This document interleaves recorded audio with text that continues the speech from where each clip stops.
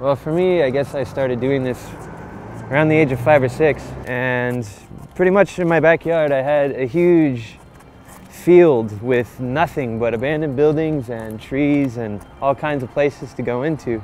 So I would ride my bike out there and just find a spot and take my G.I. Joes and play in some abandoned buildings, you know, and that kind of grew into I wouldn't call it an obsession, I'd call it more of a love for things that are forgotten. Yeah, because going out to these places, there's a sort of lawlessness that you can't get by going to the club. You can't do the things you do out there in a club. You can really do whatever the fuck you want, and it's nice, you know? It's nice to have that freedom.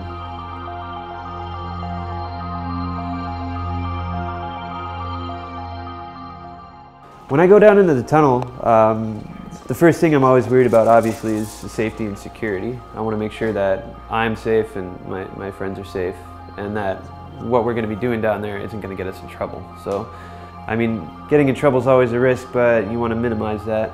And once that's settled, sometimes we have plans when we go down there. We'll bring a bocce ball set, lawn darts, even like a poker table. A few times, me and my friends would play for money on the train tracks while the trains are going by, drinking beers, smoking cigars, pretending to be in the mob, you know? Just like totally fantastic scenes out of a movie, and no one's there to see it but us, and we're enjoying that, you know?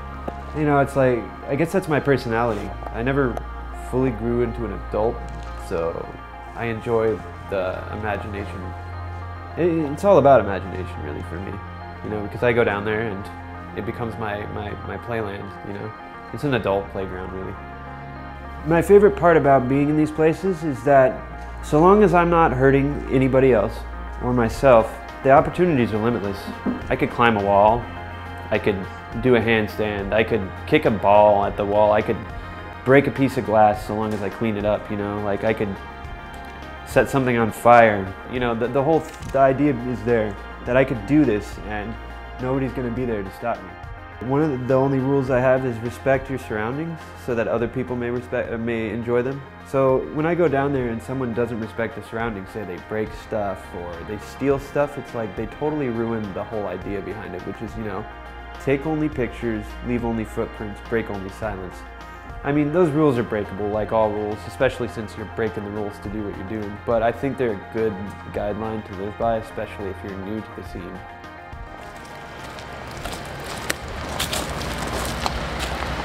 A lot of people ask me why I don't take more pictures, and I'd say, well, you know, I could do that, or I could just live through the memories and talk about it through spoken word, you know? And I think pictures only do it so much justice. If you can have someone who's passionate about it telling you a story over a drink and a cigarette, you know, like that is more motivating to me to want to go out and see a place than just seeing a picture, you know what I mean? And I don't know if you could tell, but I like to illustrate, and I'm a storyteller. So for me, it's all about building character.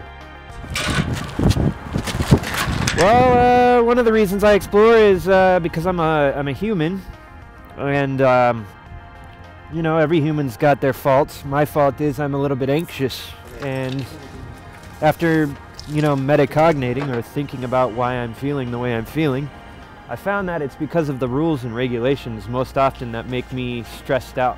I don't like feeling binded by this arbitrary law that we have in the US that, you know, you must do everything right or you're going to jail. I don't know. I like going to that place where I don't have to feel or think about that kind of stuff. And another reason is because the adrenaline kick. I like the adrenaline. The adrenaline makes me feel nice. It's a free high, and it's a rewarding high because it takes me to places. I'm athletic. I fucking see things nobody else gets to see. I don't see why more people aren't doing it, to be honest. So when you're there, it's almost a state of catharsis because, you know, the idea of getting caught is on mind, but really you don't care about that once you're in the location because you've gotten there and you enjoy it.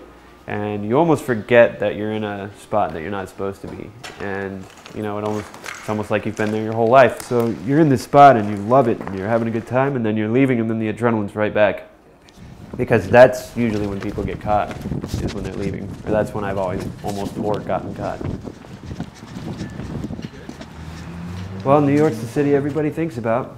I was just sitting down with a tourist the other day, and we're talking about New York, and I say, you know, I'm not a nationalist. I don't have pride in any country in particular, but I will say that everyone wants to know what's going on in New York. You come to New York and look out the window, there's a million people doing a million things right now, you know? The idea of anonymity, really going back to what I do, the best way to get lost is in a crowd of people. I appreciate anonymity. It's part of my character, and New York provides that opportunity more than any city I've lived in. That's awesome. Yeah.